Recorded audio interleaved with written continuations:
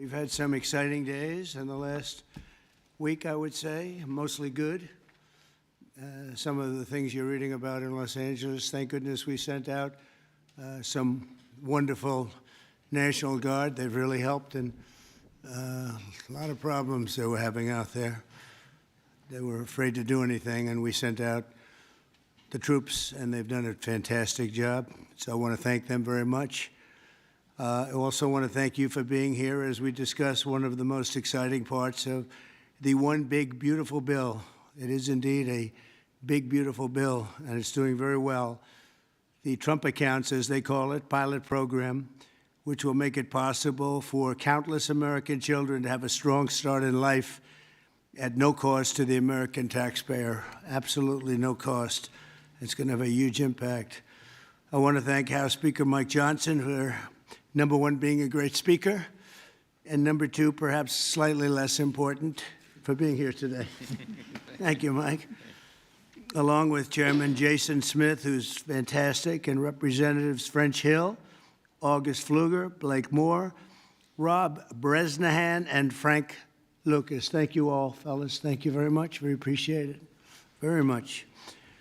Thanks as well to many top business leaders from Invest America, CEO, Council.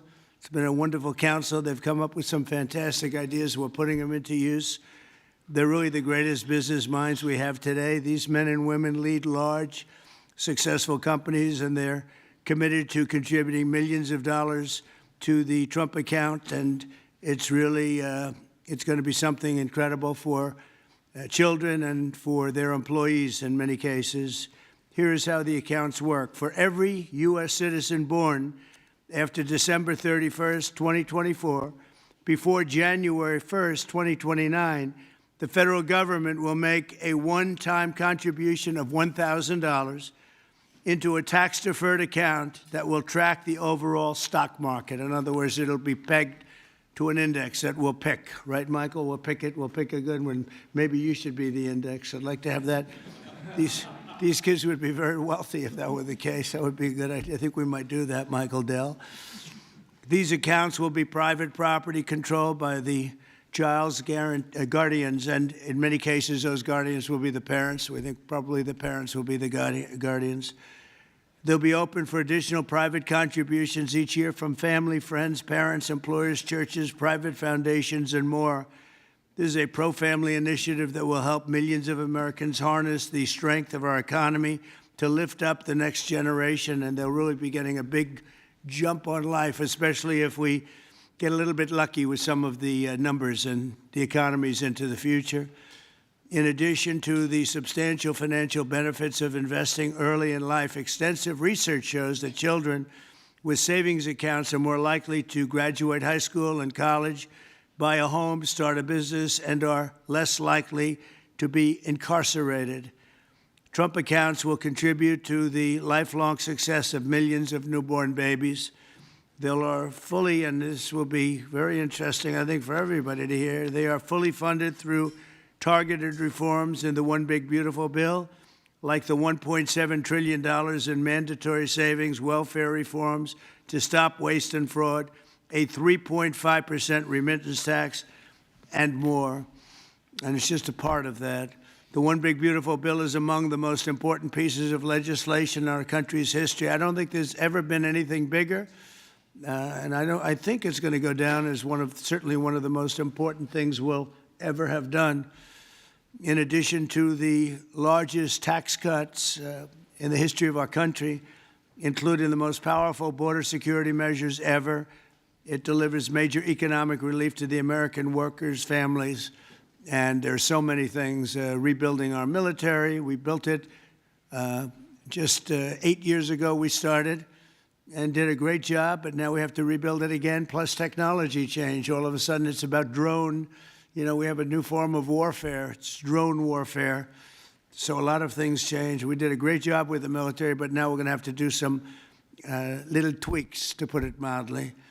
And we'll be doing that, and we have it all nicely funded. I look forward to signing this into law. It's really something that we're having such an opportunity. And I have to say, he's here with us. He's a person that I've admired for a long time. You take a look at what he's done and followed his record, and it's Dell Chairman Michael Dell. He's done such an incredible job. It's as a business person, I study business people, and that's a perfect one to study. It should be almost mandatory reading. So I want to congratulate you on that, and thank you for the idea, because you're the first one that really brought this to my attention. I know that you and your friends have been talking about it for a long time, but other presidents didn't get it done, Michael, right? So we got it done. Congratulations. Thank you very much. Sure. I want to also give some recognition to my friend Brad Gerstner, who helped get us all organized and that's right. And actually thank you very much. Good, Brad. Spearheaded this. Good. And also we have with us a very powerful man in the world of business, CEO David Solomon of Goldman Sachs. David, thank you very much. Thank you for having me Long-time here friend. today. Thank you. Thank you very much. Uber CEO Dara Khosrowshahi. Where is Khosrowshahi? Right here. Where? Thank you very much. That's a hell of a name, but you've done a hell of a job, so that's appropriate. And also, again, Chairman Smith for doing such a job. Nobody knows taxes better than Chairman Smith. When we have a problem, Mike, we go to see Chairman Smith, right? So I want to thank you very much, Dara and Chairman Smith. I appreciate it.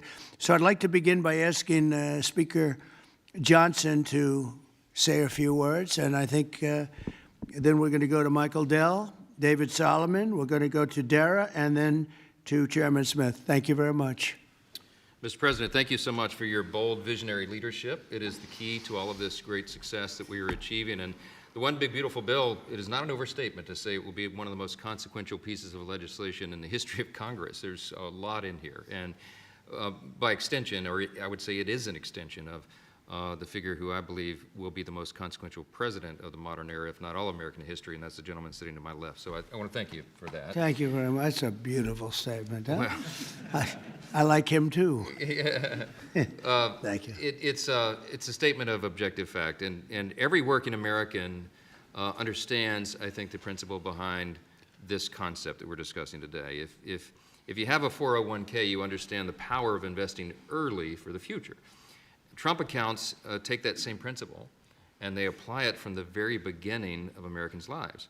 It's a pretty simple concept. The families that opt in will receive a one-time payment of $1,000 to a Trump account that parents can contribute to. It's a bold, transformative policy that gives every eligible American child a financial head start from day one. Republicans are proud to be the party, we always have been, that supports life and families and prosperity and opportunity. And Trump accounts are all about setting up the next generation for success. For future Americans, this early investment could really be the game changer. It could be a difference. It could pave the way for paying their way through college or buying their first home or starting a business, even when they're young. So even $1,000 at birth will put these Americans in a better position than over half of American adults who sadly have no retirement savings at all. So this would be a remedy to that great problem. And it will encourage the free market. It will encourage investment and understanding of capitalism. All these things that we want to foster among the American people so that the economy and individual lives can flourish. Of course, none of this happens unless we pass our One Big Beautiful Bill through Congress. And we have at stake the largest tax increase in American history if we fail to deliver. And we will not have this rocket fuel to the U.S. economy, and that's why this is so very important. Passing this pro-growth legislation will help every single American. From Trump accounts, this is one of the components of it, to eliminating taxes on tips and overtime, to reducing red tape on Main Street. And the One Big Beautiful Bill is going to drive prosperity. It's going to create jobs across the country. It will make all boats rise. Wages will go up. Job participation levels will go up. We'll have more opportunity, more economic opportunity for more people. So you can climb up that ladder to the next step. The typical family with 2 children is going to see their take-home pay increase by up to $13,300 a year. That's real money to real people. This legislation is geared for hardworking Americans, and it is going to help everybody. And we are excited to deliver it. It can't happen soon enough. We are very close now to that finish line. After about 14 months worth of work that's gone into this, we're excited that we're almost there. Mr. President, thanks again for your leadership, to all the great leaders around this table for all that they invest to our economy and our country and its government. And I will, as we say in the House, I'll yield back. Thank you very much, Mike. I appreciate it. And again, for a great job. Thank you very much. Michael, please. Thank you so much, Mr. President. I believe this is an incredible moment for all of us here today, and it's wonderful to be with some of the leaders of the most successful companies in the world as we come together to invest in the future of our country. We see the Invest America Act and the establishment of these Trump accounts as a simple yet powerful way to transform lives. Decades of research have shown that giving children a financial head start profoundly impacts their long-term success. With these accounts, children will be much more likely to graduate from college, to start a business, to buy a home, and achieve lifelong financial stability.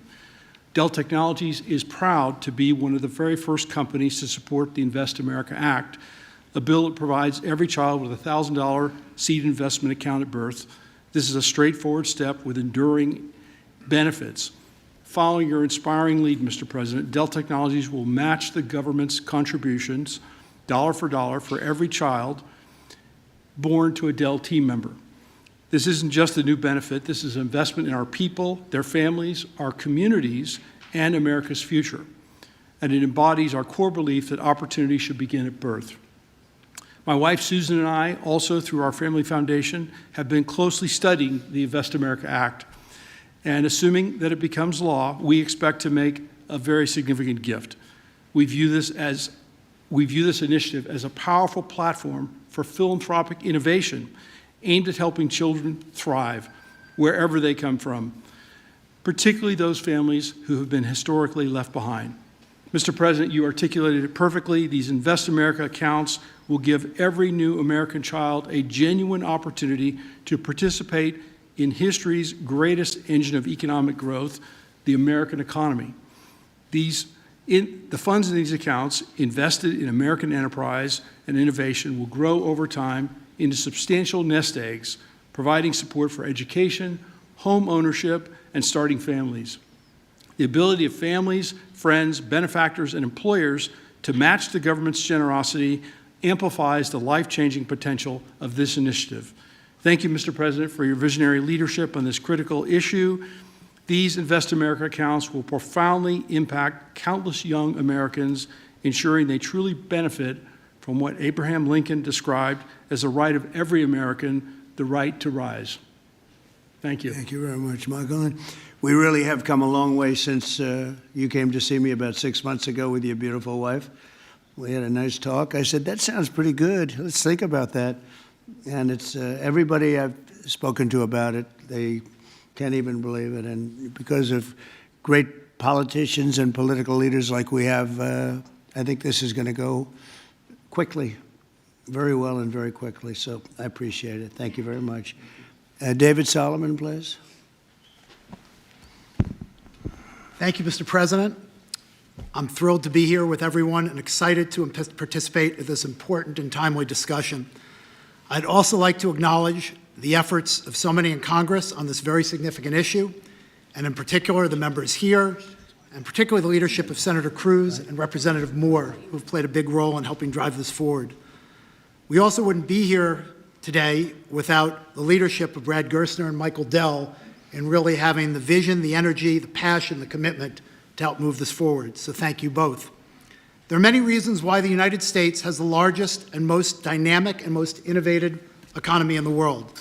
But one of the most important is the fact that our system of democratic capitalism incentivizes a culture that does not penalize people for taking risks. In fact, it incentivizes people to have a vision, to go out and attract funding that's necessary to make their vision a reality. It is no mistake that many of the most important and innovative companies in the world today started in a parent's garage or on a college campus or in any one of a number of unlikely places in the United States. One of my worries is that our current and future generations of young people don't fully appreciate and aren't as educated as well as they can be on markets and capitalism. And while capitalism is not perfect, it helps fuel the American dream. This initiative gets at the core of binding those future generations to the benefits and the potential of America's great companies and markets. Early childhood investments have far-reaching benefits, and Goldman Sachs is proud to support this initiative.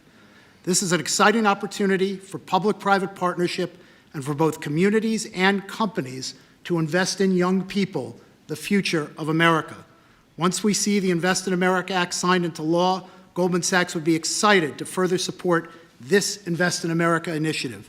We believe passionately in our capital markets. They're an enormous competitive strength for the United States, and we know that our economy's future vitality is dependent on young people understanding the power of investing for the long term and sharing in the benefits of ideas that bring value to the lives of people around the world.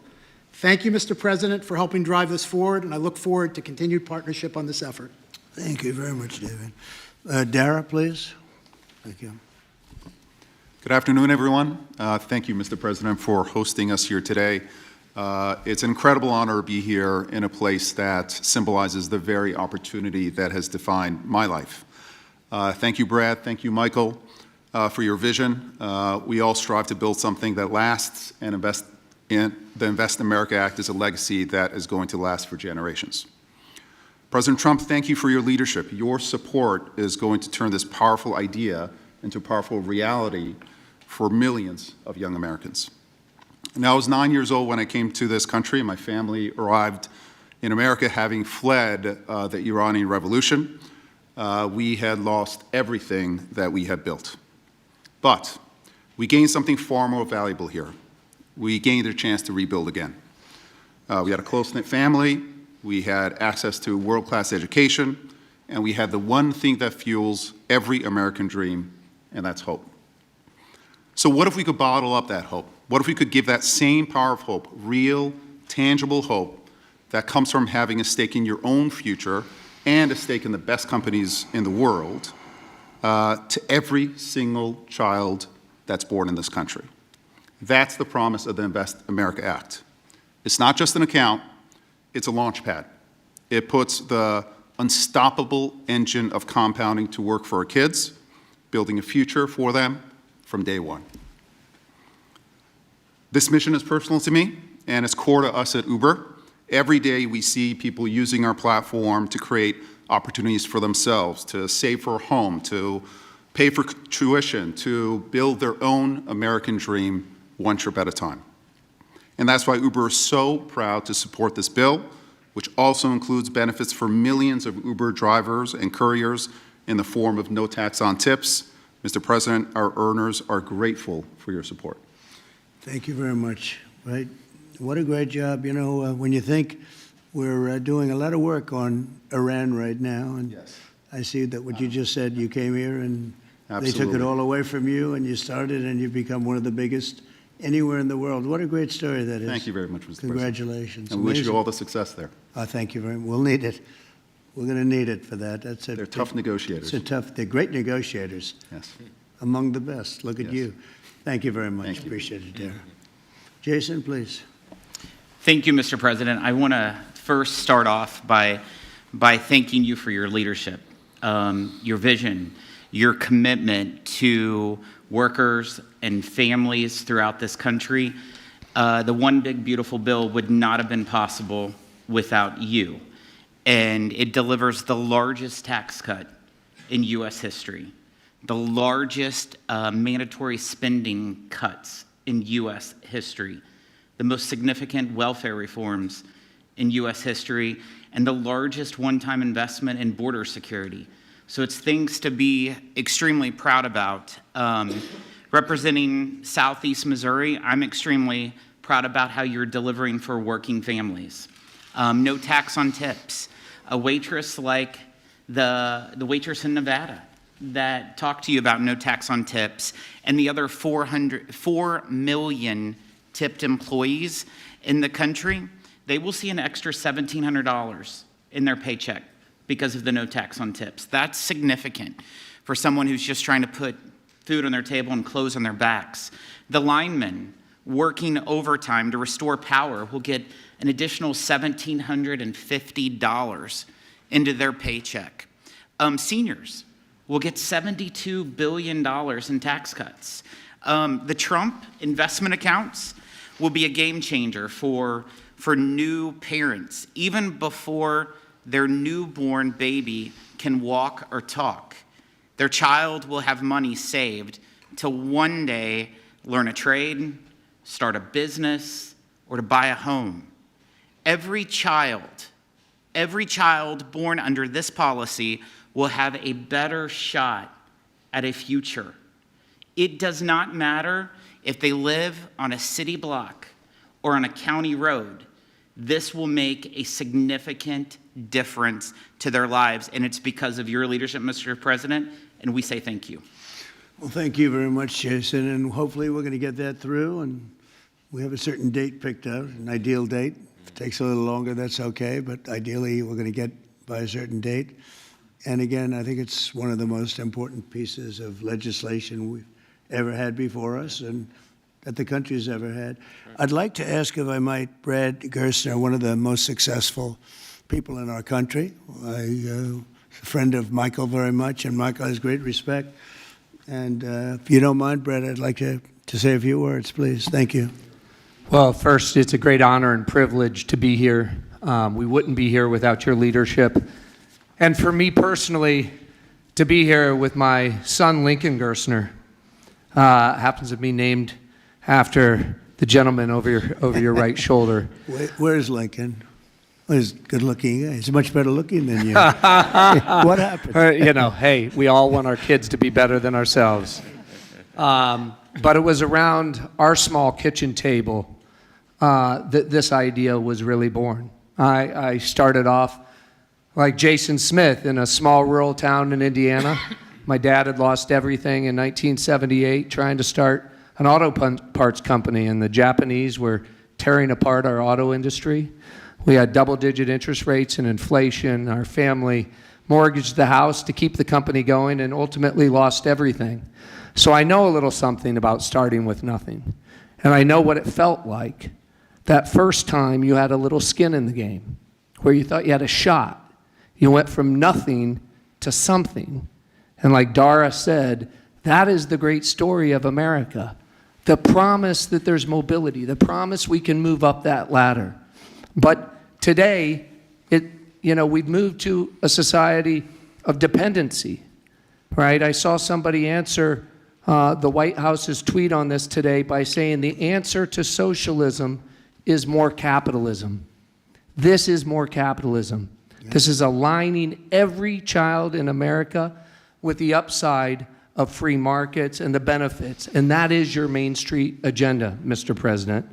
No tax on tips, that doesn't help rich folks. That helps the people who feel left out and left behind. No tax on overtime, no tax or deduction on Social Security, and the Trump accounts, right, that everybody in this room are here and we've been working so hard on, but would never come to fruition without your leadership.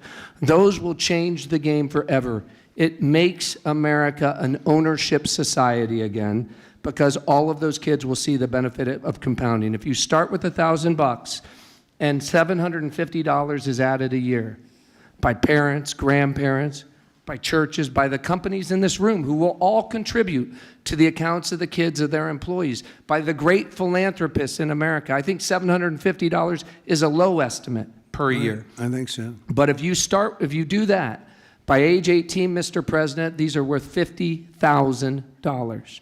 By age 30, they're worth $175,000. And if you do it every year of your life, at age 50, they're worth $1 million.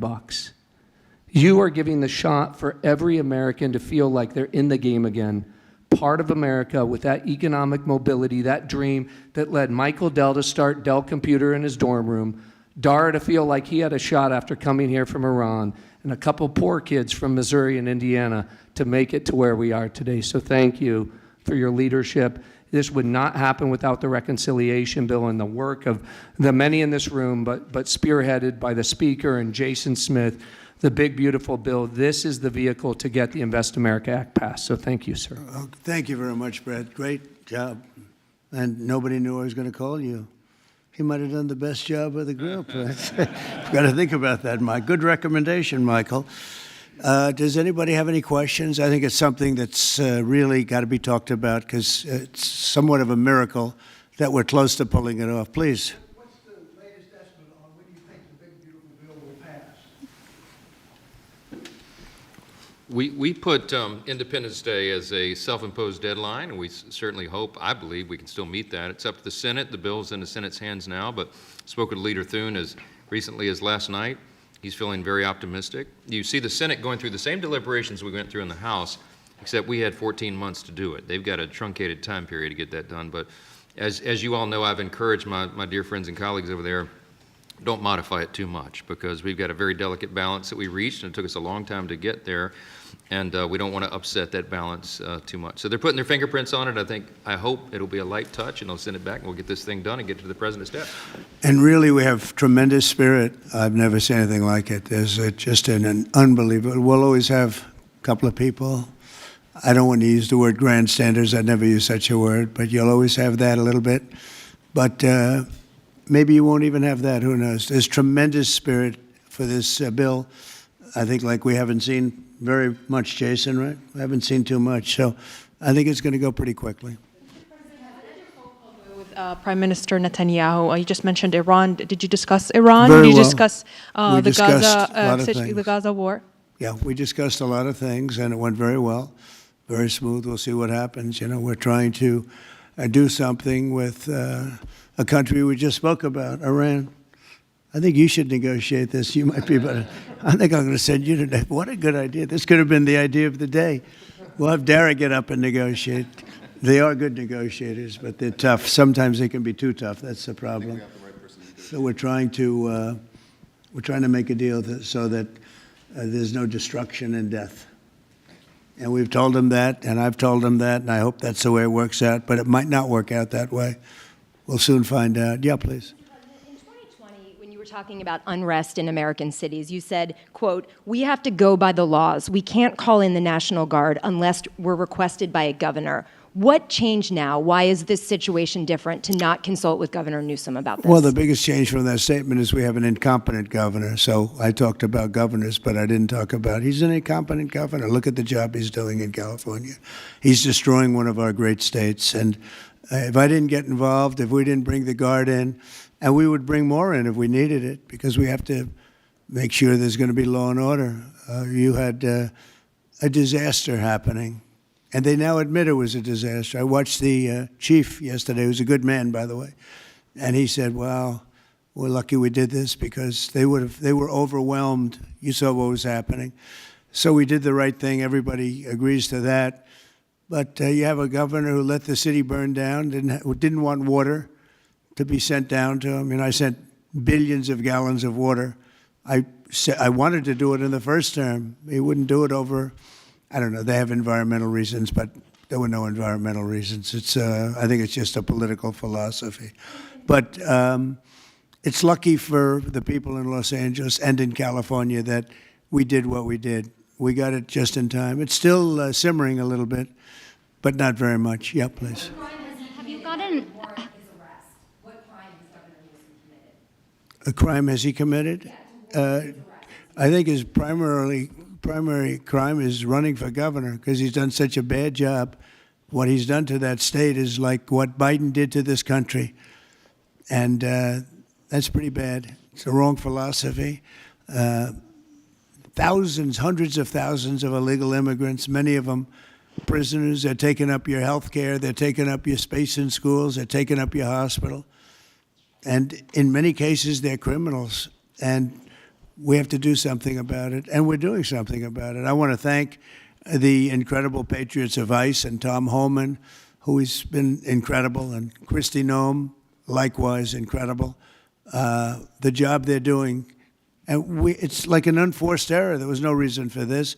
21 million people were allowed into our country, and many of those people were criminals, and it's a shame. It's a shame, but we're getting them out, and I will say, I think it's a 95-5 issue, just like so many other issues, 95-5.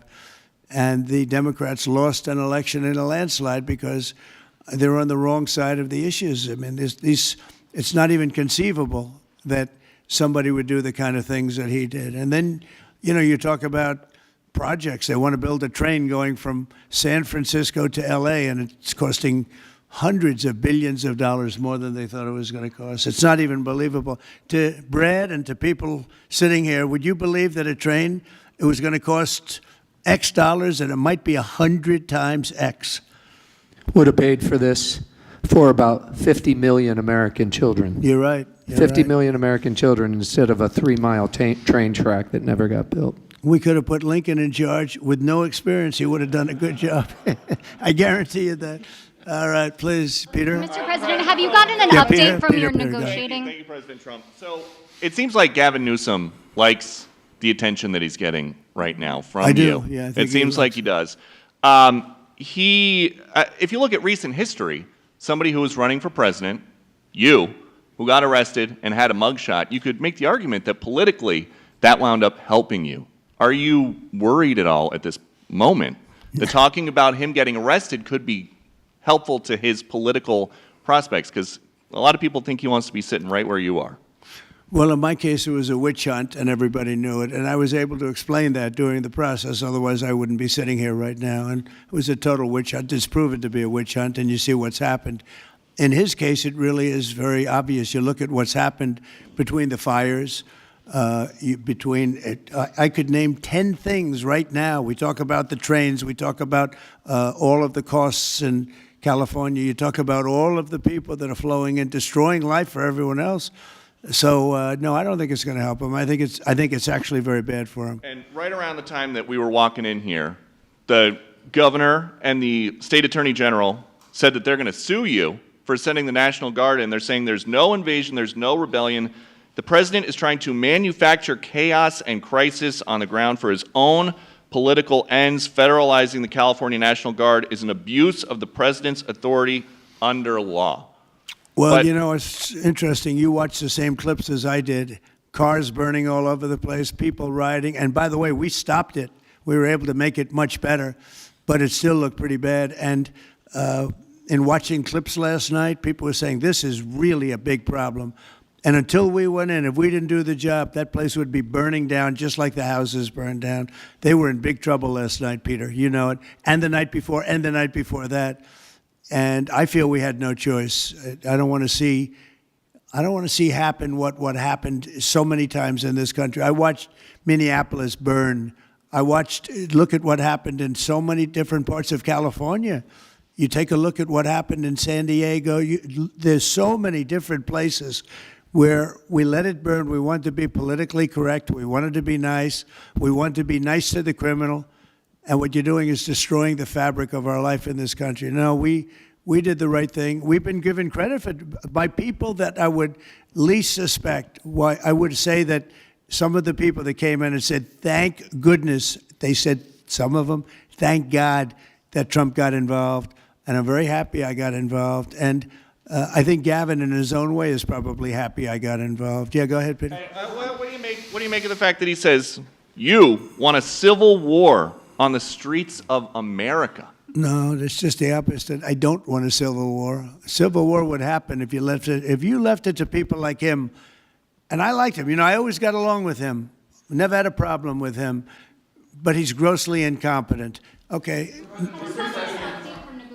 In London? Have you gotten an update from your team in London negotiating? What? Louder. Have you gotten an update from your team in London negotiating the China trade talks?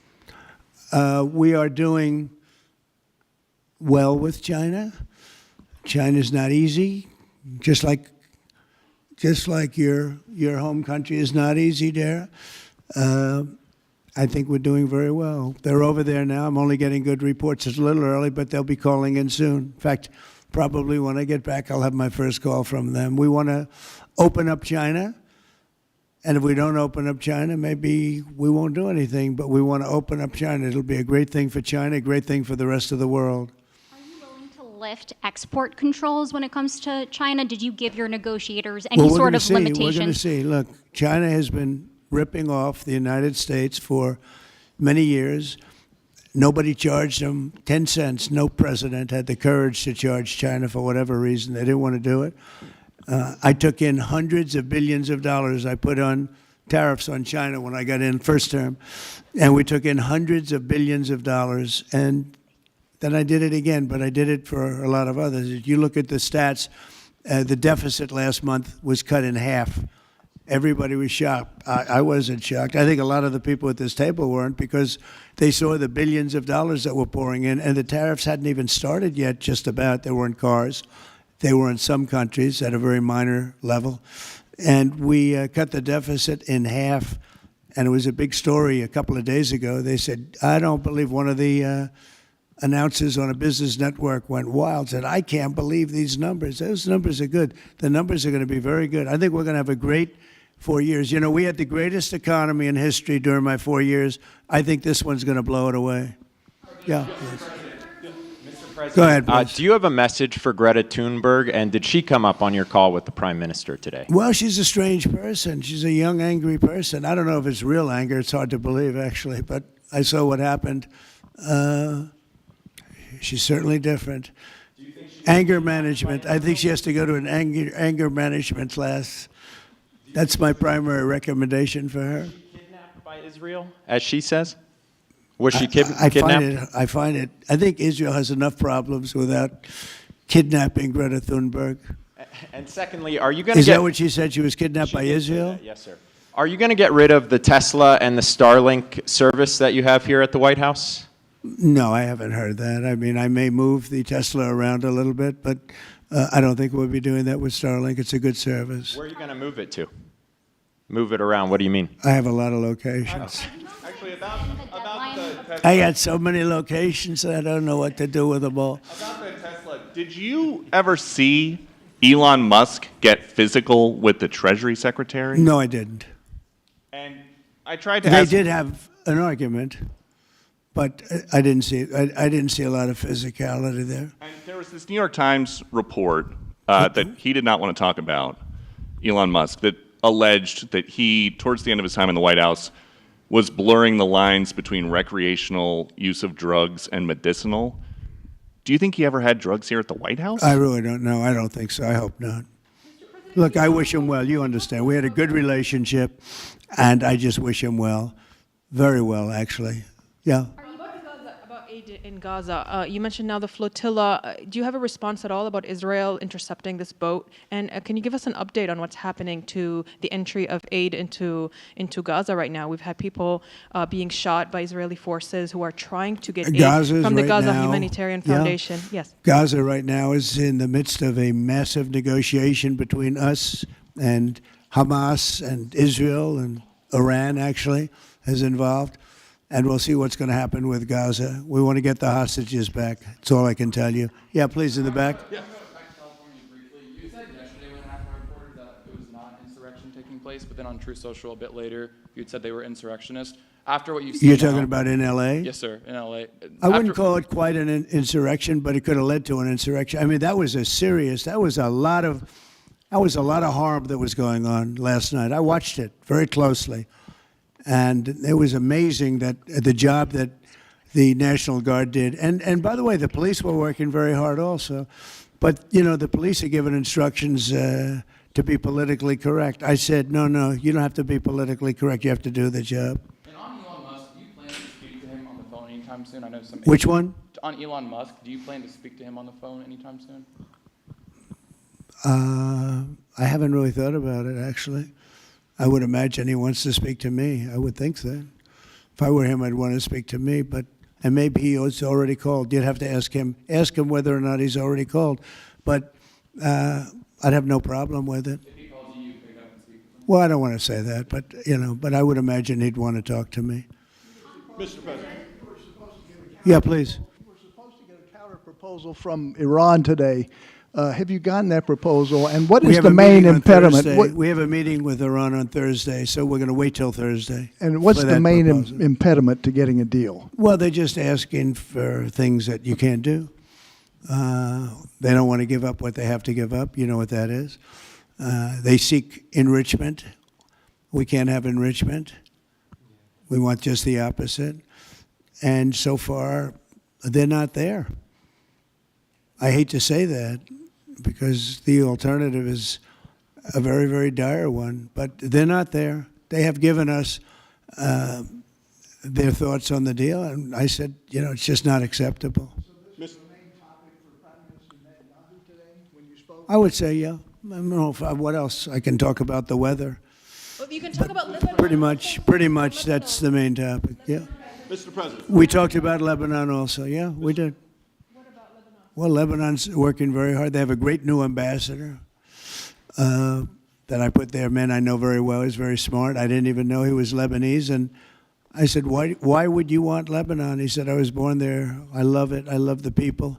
I said, you know, it's very dangerous going to Lebanon. There are some ambassadorships that are wonderful. There are some that are dangerous. I said, Michel, his name is, it's a he, Michel, very elegant man. And I said, why would you want this? And he said, because I love my country and I love those people. I said, it's very dangerous. He goes, I don't care. This is not a man that lived on danger. He's a very successful man from here. And he wanted to be the ambassador despite probably a very dangerous situation he's going into. You see what's going on. But I had great respect for that. He loves that country. He loves it. He was born there. He loves the country. Yeah. Mr. President, you've got a big, beautiful parade coming up on Saturday. We do. What's your biggest expectations for that? And I've got a second question in regards to Gavin Newsom. But go ahead and talk about the big, beautiful parade. It's such a, thank you, Brian. It's such a, I think, important moment for this country. You know, 2 weeks ago I was calling people and back and forth with leaders, including President Putin, including French president, including lots of different people. And all of them said, we're celebrating victory in World War II. And I said, wow, isn't that amazing? We're the only one that wasn't celebrating, and we're the one that won the war. Now, Russia did help. They did lose 51 million people, in all fairness. People would say, oh, he's sticking up for Russia. No, they lost 51 million people. And, you know, we can't forget that. But France was celebrating. And, as you know, Hitler made a speech at the Eiffel Tower. But when I spoke to President Macron, he said, oh, we are celebrating the great victory of World War II. And I think that's great that he was doing it. But we're the one that won it, and we weren't celebrating. I said to myself, you know, isn't that crazy? And I think it's time for us to celebrate a little bit. You know, we've had a lot of victories. We won 2 world wars, and then we go out and change the name of the forts where we won the wars. You go out. We win world wars from Fort Robert E. Lee, from Fort Bragg, from all the different forts. And what do? We change the name of the forts because we want to be politically correct. So a lot of them were changing back. You probably noticed Fort Bragg and others. But I think it's a time to celebrate our military. You know, we've rebuilt our military largely. Little low on ammunition. That's because it goes out very fast to other countries, one in particular. But we'll get that back very quickly. But we have a military the likes of which nobody has. Nobody comes close. We have the best equipment in the world. We make the best equipment in the world. There's no military like our military. We showed that with ISIS. I was told by the television generals it would take 4 years to win, and we did it in 3 weeks. And it was headed by General Raisin Kane, who's now the chairman of the Joint Chiefs of Staff. He's great. Just left him.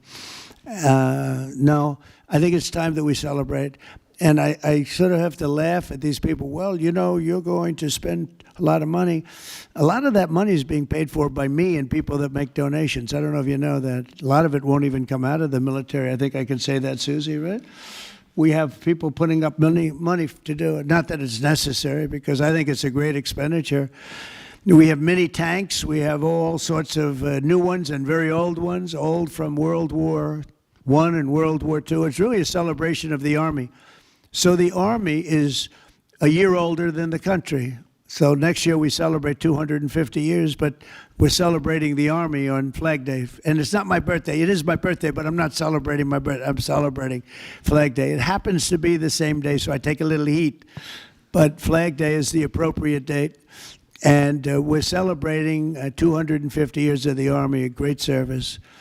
And remember, you know, think of it. We won so much. We won World War I, World War II, so much else. And then we became politically correct. But I can only tell you that I was told that ISIS would take anywhere from 4 to 5 years. And we did it in 3 weeks. You were there, you watched, right? We have the greatest military in the world. Nobody can beat us. As long as we have our right leadership, nobody can beat us. If we have stupid people running it, like you had in Afghanistan, when you look at that, first of all, Afghanistan should have been an easy victory as a war, but we were so sad the way we fought it, so ridiculous.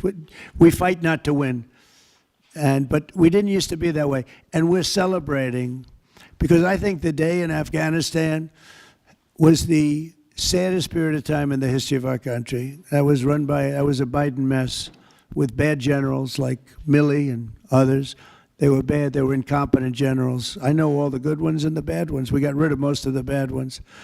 But it was time to celebrate, and that's what we're doing. So it's on June 14th, and it's going to be a parade the likes of which I don't know if we've ever had a parade like that. It's going to be incredible. We have even though it's the Army, we have a lot of those Army airplanes flying over the top, and we have tanks all over the place. So we have thousands and thousands of soldiers going to bravely march down the streets. It's going to be a beautiful day, I think, and we're going to celebrate our country. You spoke of leadership, and real quickly, speaking of Gavin Newsom, is he the right leader for California, considering how massive their economy is and all these U.S. investments coming in? Is he the right governor and leader for the future of California and for U.S. investments? I don't think he is. I mean, I think he's done a terrible job. And, you know, he's a guy, I always got along with him. You look at his past statements about me. I was a great president. I always took care of California, you know, all that. But I'm just talking on results. You look, you know, he has the advantage of beautiful weather, maybe the best weather of any state when you think about it. Beautiful weather, beautiful ocean, beautiful everything. You have all the advantages, and he didn't take advantage of that. And he's let people come in by the millions who are overrunning your hospitals, your education system, and your police. Your police are being overrun. Look at what's happened. He should only be happy I sent in the military, because if I didn't send them in, you would have had a problem there, the likes of which we haven't seen in a long time. Yeah, please. Thank you, Brian, very much. Supersonic flight. Supersonic flight. Yes, sir. I know you just signed an executive order on it. Do you want to see a supersonic Air Force One in the next 10 years or so? Oh, well, I don't care too much about that, but I would like to see, you know, if you think about it, flight, the word flight's an interesting word, but it's probably the only category where we've actually gone backwards, because we used to have the Concorde, and we could fly to London, Brad, very quickly and nicely.